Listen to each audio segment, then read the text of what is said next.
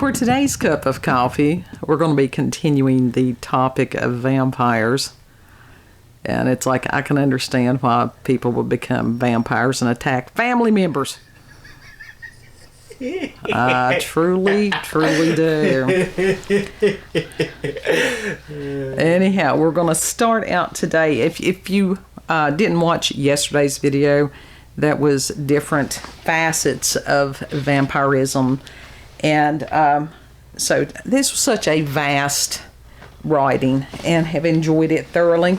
Yeah, and we are accompanied by two lovely living dead dolls, both vampires, Orchid and Sanguius. Sanguius, yeah. Sanguius. Which means blood. Yeah. So we're going to start out with 18th century vampire controversy. Okay. Who knew there was a controversy about it? I didn't know there was a controversy about it at all. It says, during the 18th century, there was a frenzy of vampire sightings in Eastern Europe, with frequent stakings and grave diggings to identify and kill the potential vampires. Wow. Even government officials engaged in the hunting and staking of vampires, as opposed to today where the vampires are in control. Despite being called the Age of Enlightenment, during which most folkloric legends were quelled. Ironic, isn't it? The belief in vampires increased dramatically, resulting in a mass hysteria throughout most of Europe. The panic began with an outbreak of alleged vampire attacks in East Prussia in 1721, and then in Habsburg monarchy from 1725 to 1734, which spread to other localities. Because the stupid, it spreads. Very much so. Yeah. It's a disease just like any other stupid. It is, for real. Two infamous vampire cases to first be officially recorded involved corpses from Serbia. And the one was reported to have died at age 62, but allegedly returned after his death, asking his son for food. When the son refused, he was found dead the following day. And supposedly the father had returned and attacked also some neighbors who died from loss of blood. Oh, wow. Then that's bad. In the second case, no, I didn't even attempt these names today. Okay. People can go on Wiki and find them for themselves. You know, I actually added something on Wiki the other day. It was like MGA Entertainment. Okay. And I actually added two items that they did not list That's as part okay. of their history. So I'm like, okay, Well, that's I'll just add two things. Yeah, I mean, that's a cool thing. Yeah. In the second case here in Serbia, an ex-soldier turned farmer who allegedly was attacked by a vampire years before died while haying. What? Haying? Like is that a gathering term? hay or well, it could have harvesting hay? During that time, it could have been that they were cutting the hay. They could have been stacking the hay. I don't know. Be specific. Haying is not a proper term. I've never heard of haying. Yeah, and we lived on farms. We did all the time. Anyhow, after this death, people began to die in surrounding areas, and it was widely believed that this gentleman had returned to prey on his neighbors. Another infamous Serbian vampire legend recounts the story of a gentleman who lived near a watermill, and he killed and drank the blood from the millers. Oh. Well, I guess, while he was there. Delicious blood. And this character was later used in a story that was written by a Serbian writer. Two incidents were well documented where government officials examined bodies, wrote case reports, and published books throughout Europe. That quells the hysteria, doesn't it? Oh, yeah, totally. The hysteria, commonly referred to as the 18th century vampire controversy, raged for a generation. Wow, that's a long-ass time. It is.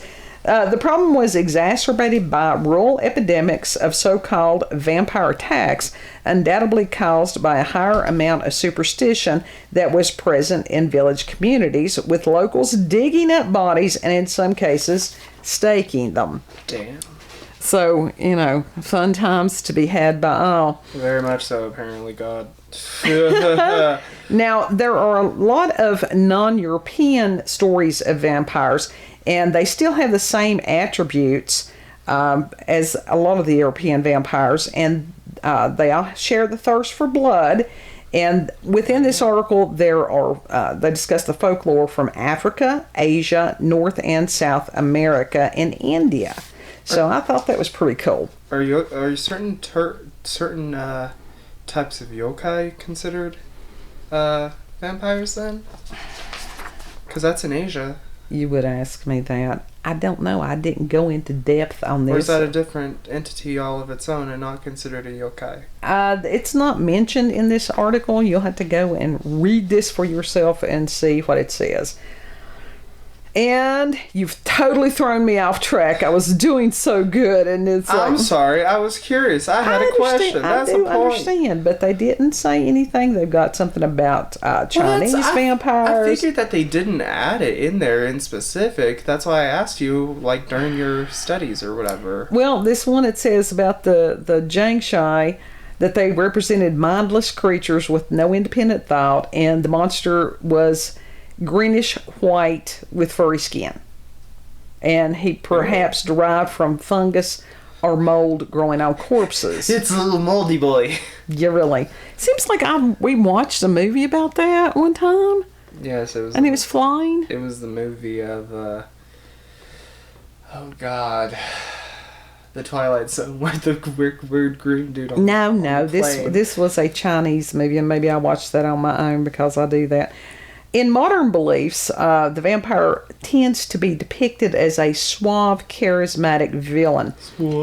Despite the general disbelief fancy in vampiric entities, occasional sightings of vampires are reported. Vampire hunting societies still exist, but they are largely formed for social reasons.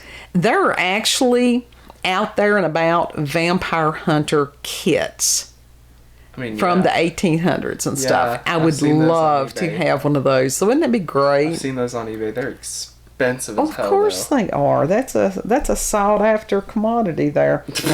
Yeah, by us weirdos. Well, yeah, you know. It's like, what's that over there? Oh, that's a vampire hunter kit. Fuck hunting vampires. I want to be a vampire. Well, you really. Allegations of vampire attacks swept through Malawi.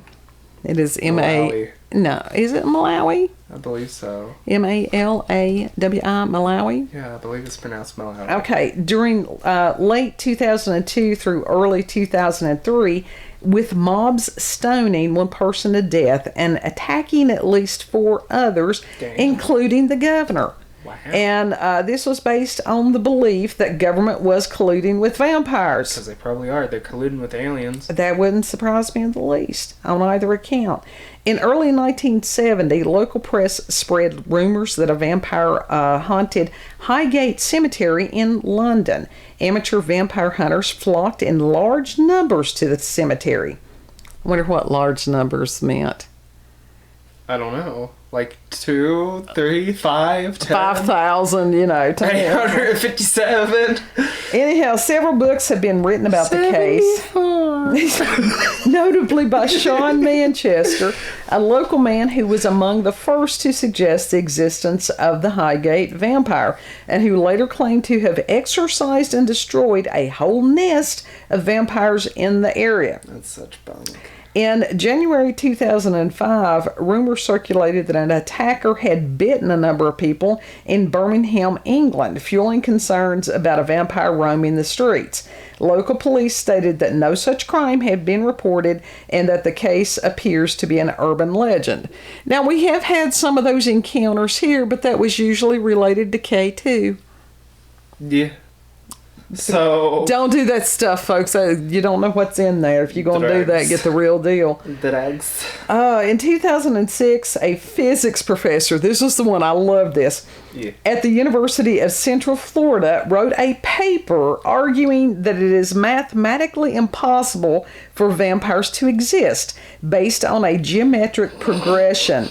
According to the paper, if the first vampire had appeared on January the 1st, 1600, if it fed once a month, which is less often than what is depicted in films and folklore, and if every victim turned into a vampire, then within 2.5 years, the entire human population of the time would have become vampires. He must have been colluding with that dude that calculated how many shits it would take for people to use up the amount of toilet paper that they bought during the pandemic. That? Yes. No kidding. No, because they were proving how stupid it was for people to hoard the toilet paper. Well, I understand that, but anyhow, the problem with the physics professor is he does not understand as far as vampire mythology. Not everyone who is bitten turns to a vampire, that it was a matter of an exchange of blood. Now, as far as the bitten part, that would be werewolves. That if you were bitten by a werewolf and then you survived, which was rare, then you would become a werewolf.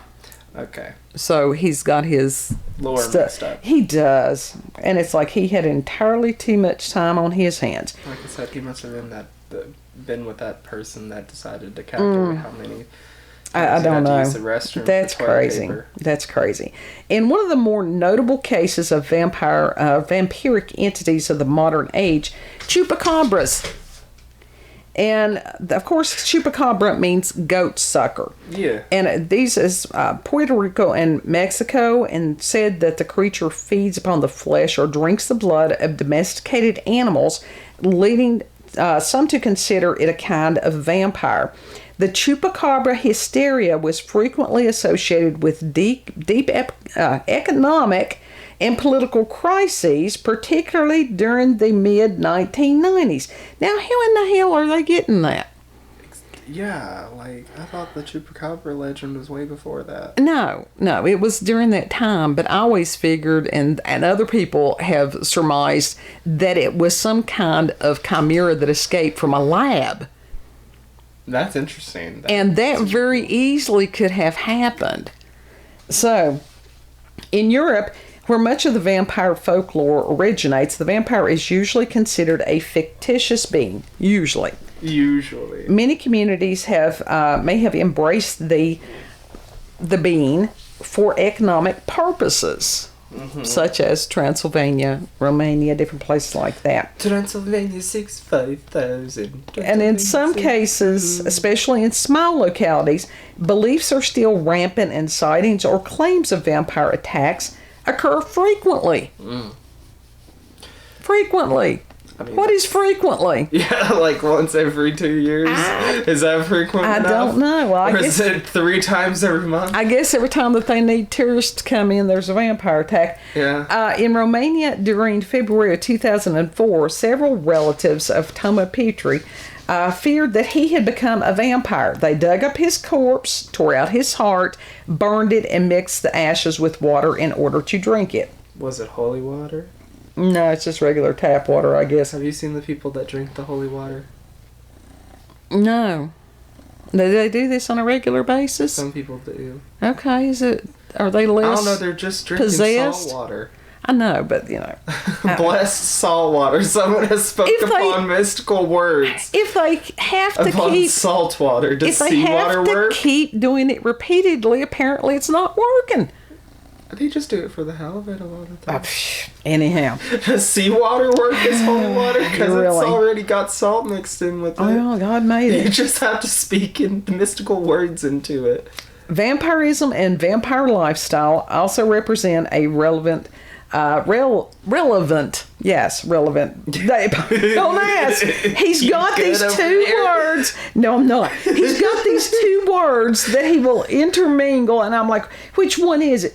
Part of modern day's occultic movements. The mythos of the vampire, his magical qualities, allure, and predatory archetype express a strong symbolism that can be used in ritual, energy work, and magic, and can even be adopted as a spiritual system.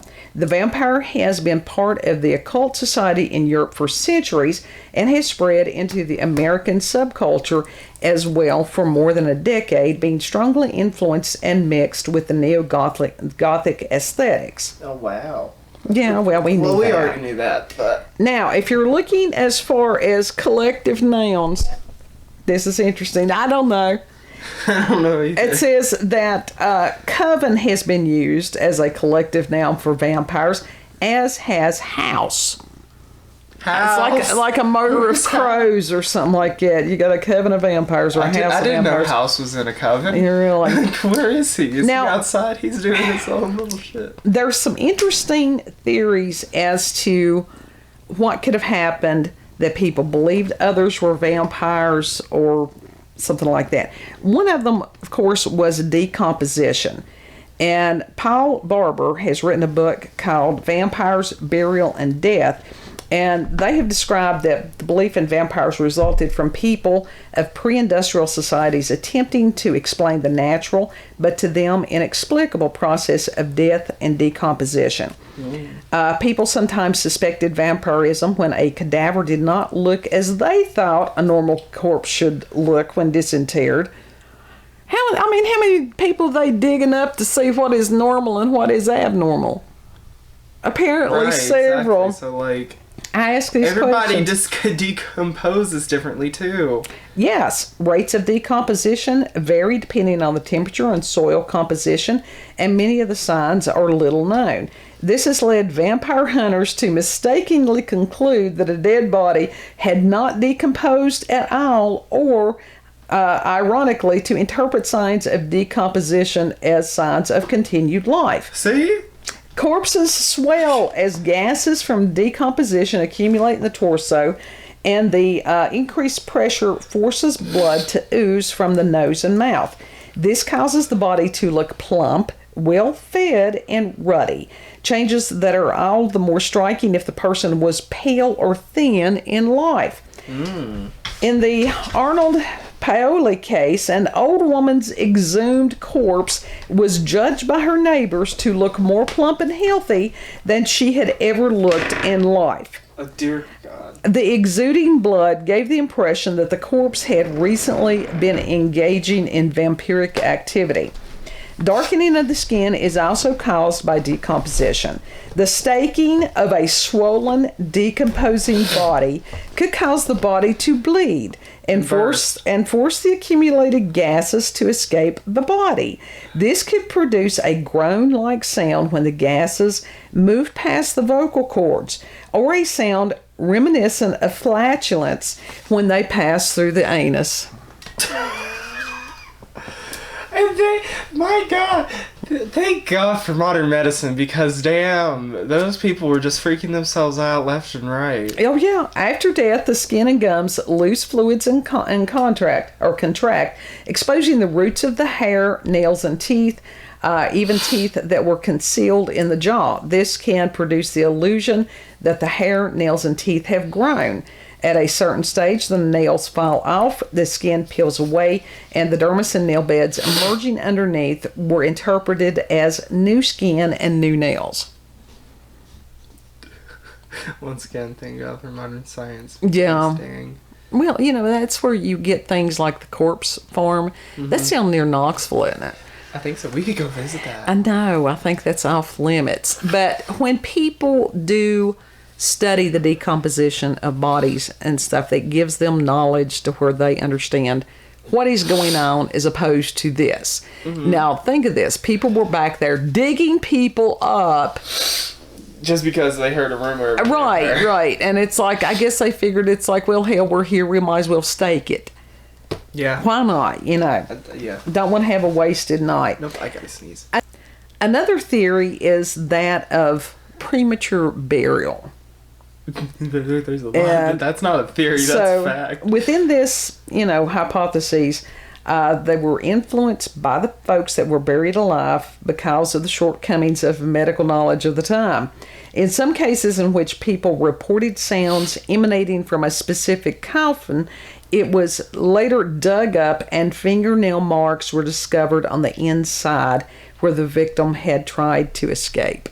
That's terrifying. Absolutely. That's why they installed some of these little bell systems, whatever. Mm-hmm. And in other cases, the person would hit their heads, noses, or faces, and it would appear that they had been feeding. A problem with this theory is the question of how people presumably buried alive managed to stay alive for any extended period of time without food, water, or fresh air. An alternative explanation for noise is the bubbling of escaping gases from natural decomposition again. And another likely cause was of disordered tombs, grave robbers. That was a thing. That was... Yeah. Yeah. You know, long ago, actually, it was like this found footage tape or whatever. It was called Grave Robbing for Dummies. Oh, my God. Yeah. It was morbid as hell, but I loved watching it. Well, you know, because we do have a really dark sense of humor, and it works for us. Another theory was contagion. Folkloric vampirism has been associated with clusters of deaths from unidentified or mysterious illnesses, usually within the same family or the same small community. An epidemic illusion is obvious in some classical cases, and even so in the case of Mercy Brown and the vampire beliefs of New England, where a specific disease, tuberculosis, was associated with outbreaks of vampirism.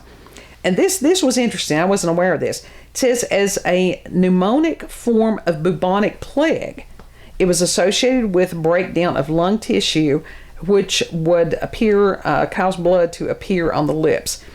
And I would have to go back, and as far as TB, we know we've heard the word and stuff like that. They used to call it consumption. Sure, for real. Yeah. And that was one of the things that they would cough up blood.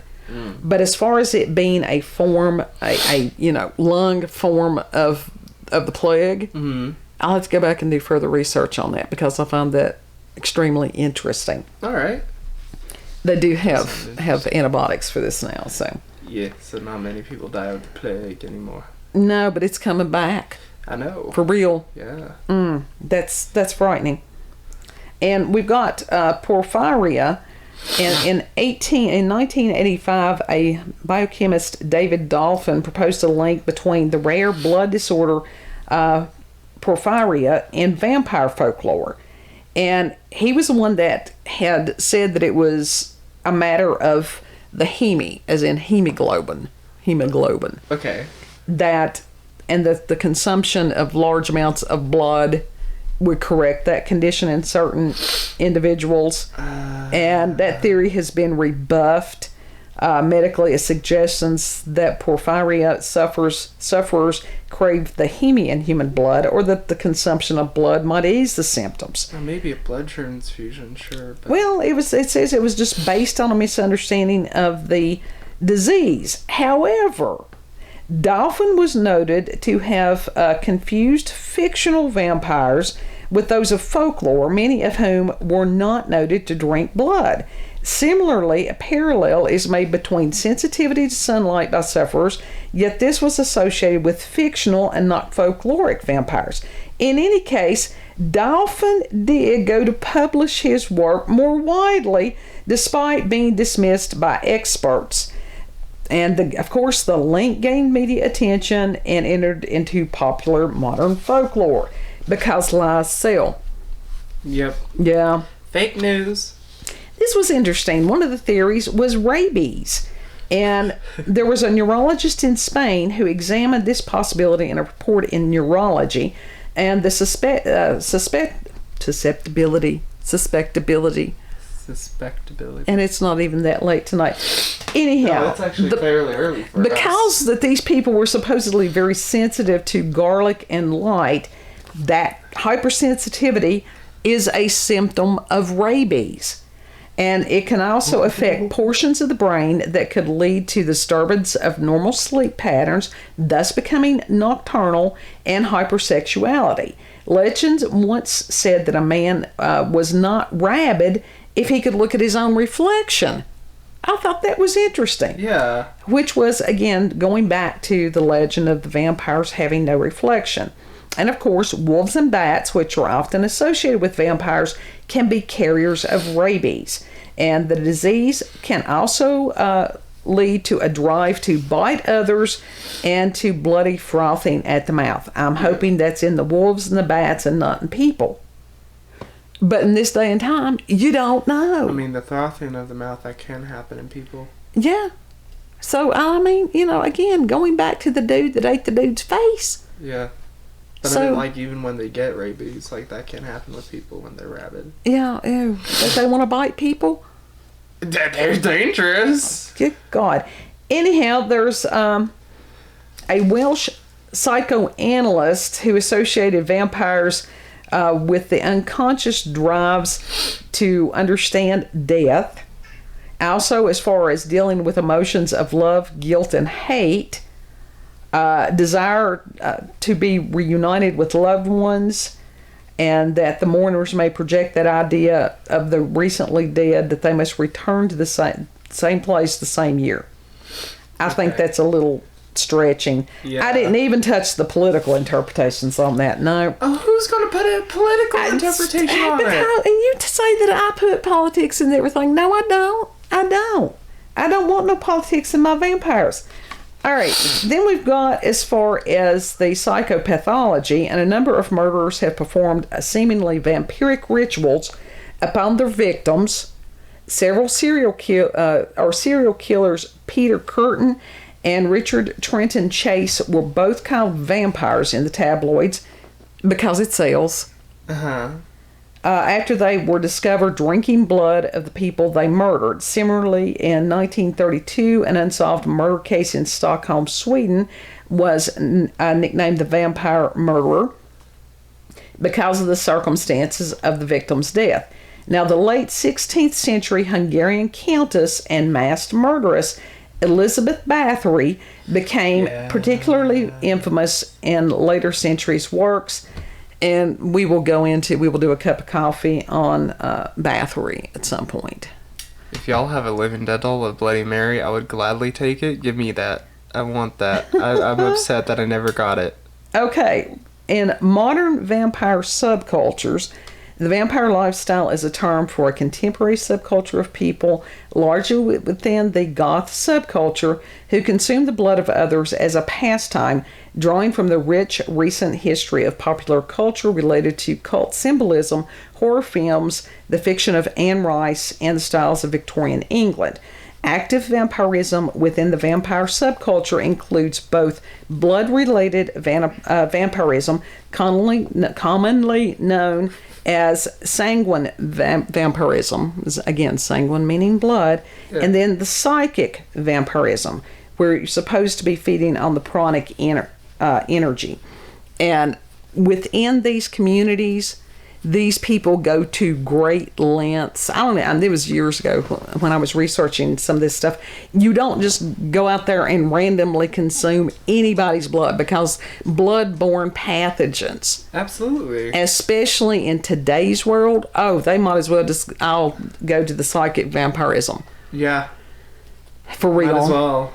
Because there's questions about whether the blood supply of the planet is tainted at this point, for real. It's definitely tainted. So that's some interesting stuff. But as far as the ways of sharing blood, it was very hygienic. Yeah. You know, like I said, you don't just randomly go out there and consume somebody's blood. Yep. And as far as film and television, this was great. You had the 1922 German silent film Nosferatu. Yeah. Who does not love Nosferatu? We all love Nosferatu. And the whole style that it was it German Impressionism or whatever it was? Yeah. That sort of. Loved it. And Tim Burton has drawn greatly from that style. Mm-hmm. It's the weird tilting of the camera. Yes, and that the tilted hallways. Well, yeah, you've got the monochromatic and the use of shadows, and it's just amazing. Yeah. The director was F.W. Murnau. I think it's Murnau. Murnau, yeah, sure, we'll go with that. Yeah, we were. And I don't know how to pronounce it, but this was the first film portraying Dracula, or featuring Dracula. And although the names and characters were intended to mimic Dracula's, this director could not obtain permission to do so from Stoker's widow, and so he had to alter many aspects of the story for the film. And from what I have, at some point, they went as far as that they had to destroy most of the copies of the movie. What? Greed. Wow. Wow. So, but now let's look at this. All these years later, Nosferatu is still, just an amazing piece of film. Yeah. And there are people like me going, Stoker's Dracula sucked. He was a shit writer. Nosferatu was way better than... Nosferatu is just amazing. Then in 1931, you had, of course, Bela Lugosi. Love Bela. We have a picture of him up on the wall. We do. And he was the first...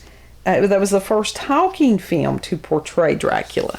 Yeah. And he was just a cool human being, a tragic, sad human being, but just an amazing person. Then you had throw my paper down too quickly.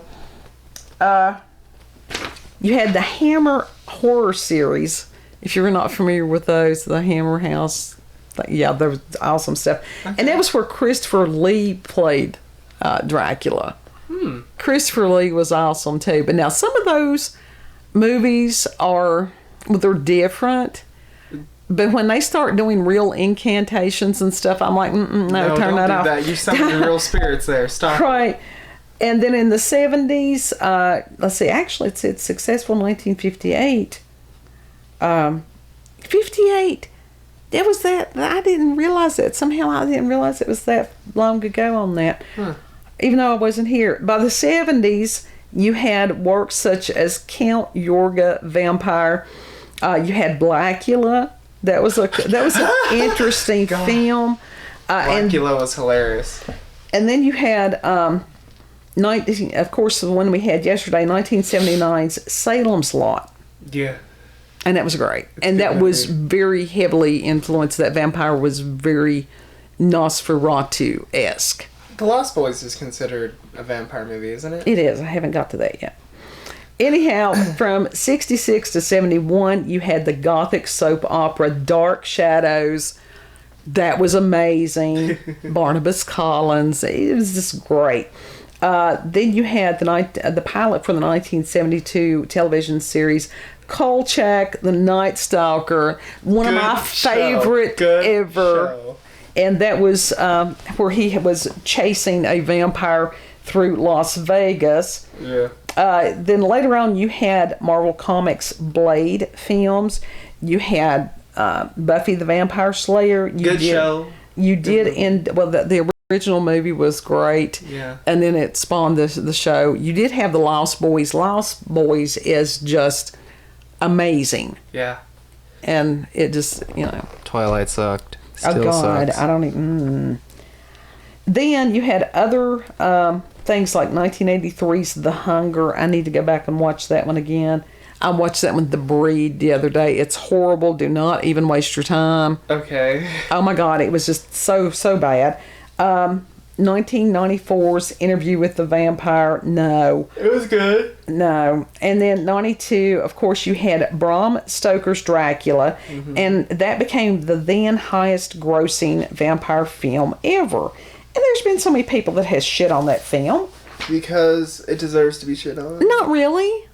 Not really. Bram Stoker's Dracula. Now, that was it was the remake. I can't remember if that was John Carpenter that did that. I just had the paper and put it down. But also, it was either in late 70s, early 80s, you had Frank Langella, who played Dracula. That was amazing. Version of that. Loved that. And then even as far as video games, you had role-playing game Vampire the Masquerade. I have that on Steam. And then you had Castlevania. Castlevania's really good too. It says that Dungeons and Dragons features vampires. It seems like that there were others that were... If I'm not mistaken, Elder Scrolls... Some games involve vampires in certain parts. I may be wrong on that. There's a lot of fantasy stuff. It's really good. Yeah. Well, I think that Vampire the whatever it was. Masquerade. Yeah. That is one of the most popular ones. I haven't played it yet, but I want to. I just haven't felt like installing it because I'm scared my computer won't be able to run it. Because it's a potato that's about 5 years old. I don't know. I don't understand how. I mean, that's a total investment of time and stuff. Mm-hmm. I can't, imagine that. But now, as far as, of course, the goth scene has changed vastly over the past several years. Yes, I am very much of the old school gothic variety. She's a Puritan on that. I am. Because I figure these other people need to create their own thing on some of that. And I would, what we can do for Halloween? We can go out, build a bonfire, and burn I Love Kitty. I Love Kitty? Yeah, because that's exactly what these pastel goths. Don't be hating on me. I'm trying to think of what I Love Kitty is. A Hello Kitty, is that what it is? Yeah, I was like, are you talking about Hello now, Kitty? You could have figured that one out on your own. Oh, that's what I was like. But it's like Hello this, Kitty? The pastel goth to me is when kids hit that phase about 12, 13 years old. Some of us that were born this way, it's from time you crawl out of the womb on, it's there. What it actually is people wanting like pastel colors mixed in with the goth aesthetic. But that's not goth. But they can be introduced into the goth aesthetic. Oh, you say that, but it's like, I really believe that it's a matter when you get these kids 12, 13 years old, some of them go through the goth phase, and then that the mamas are going, oh, here, baby, yeah, you can do goth, but let's do it like this. And that's where you get the Hello Kitty. I believe that. And then they never go beyond that. They don't go into as far as truly the dark, the macabre. You've got this trend now, psycho girls, and it's like these, because they're throwing a tantrum, which a lot of them, it's like, no, you just need to be set in the corner for, you got time out for a year and a half. I don't know. I think it's called juvie. I showed you the other day. Yeah, I showed you the other day that this person customized 2 Hello Kitty dolls. One turned one into Chucky and the other one Tiffany, and they look pretty good. Right, but that's a totally different thing than a lot of this stuff. And I am a purist on the goth. I'm like, create your own shit. That's just me. Because I'm an old bat. You're an elder goth. I prefer to be an old bat. Anyhow, so that's going to, for the moment, end up on the vampires, and then we'll be moving on to something else. The vampires, a lot of times, was more fun. Now, when you go through the witch trials and stuff, that wasn't fun. No. There's something amusing, like I said, go out and put a stake through Mama's corpse. But anyhow, if you've got encounters with supernatural, paranormal, experiences with UFOs, aliens, vampires, hey, if you were part of the vampire or are part of the vampire subculture, if you tell us. Oh yeah, please do. I'm not going to sit there and make fun of you. It's a matter of us trying to. I always like to edify myself about these things. And I did study a lot of it, but, like I said, that was quite a few years ago. If you've had experiences with cryptids, such as the chupacabras, local, regional, family, myths, legends, any of those cool things like that, just send us an email to cupofcoffeewithscream@gmail.com. And, I'm pondering for tomorrow's cup already. Know that you're appreciated for taking the time to share with us. This makes interesting listening if you're washing your dishes or driving kids off to, no, don't have the kids in the car when you listen to this. Yeah. Bad influence. Teens, maybe. Going, driving to work or whatever, sitting around on your coffee break, of course. Of course. So, you could be the mall goth working in Hot Topic or Spencer's listening to this on your break. Hey, the guy that was at Spencer's that I talked to there that was over the Spirit Halloween, he was a good guy. I liked him. He was cool. Yeah. So it's just one of those that it just sort of ebbs its way through as you get older. Yeah. Yeah, you don't have to give up goth. It's not a phase. Sometimes it's a state of being. Exactly. You don't have to be all decked out. No, you don't. No, you don't. It's like I said, it's an essence. So you all have a beautiful, blessed day, and we'll see you on the next cup. Bye. Subscribe.